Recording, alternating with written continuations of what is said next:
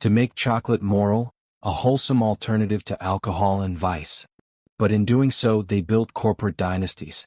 By the mid-1800s, chocolate factories were booming. The invention of the steam press allowed cocoa butter to be separated and solidified, paving the way for the chocolate bar. Then came the Swiss. Nestlé, Lindt, and Tobler transformed chocolate into art. They invented milk chocolate, smooth and creamy, mass-produced and wrapped in gold foil. The world was hooked. Chocolate became a symbol of comfort, love, and indulgence. The perfect disguise for the exploitation it still relied on.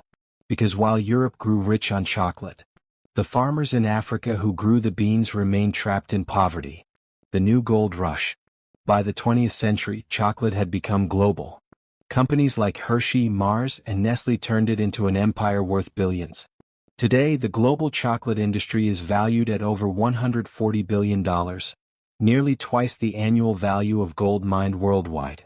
Yes, chocolate, by sheer trade volume, has outpaced gold.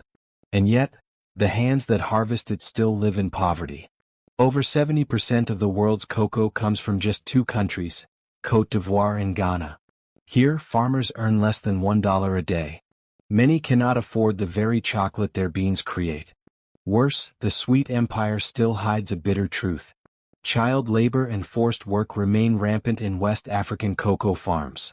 Investigations have revealed that children as young as 10 use machetes to cut pods, carry heavy sacks, and spray toxic chemicals, all to meet the demand of the world's biggest brands. In 2001, the Harkin-Engel Protocol, an international agreement, promised to end child labor in cocoa production. Yet 2 decades later, little has changed. Because the economics of cocoa are built on price suppression.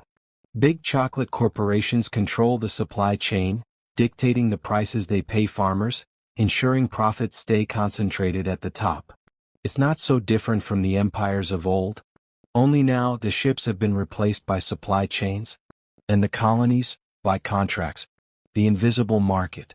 If chocolate is richer than gold, it's not just because of taste. It's because of financialization, how something simple becomes an instrument of speculation. On global markets, cocoa is traded like oil or silver. Futures contracts decide prices months ahead. Banks, hedge funds, and speculators gamble on harvests they'll never touch. In 2010, Anthony Ward, a British commodities trader nicknamed Chalkfinger, bought 240,000 tons of cocoa beans, about 7% of the world's supply. He stored them in warehouses, waiting for prices to rise. For months, chocolate manufacturers panicked.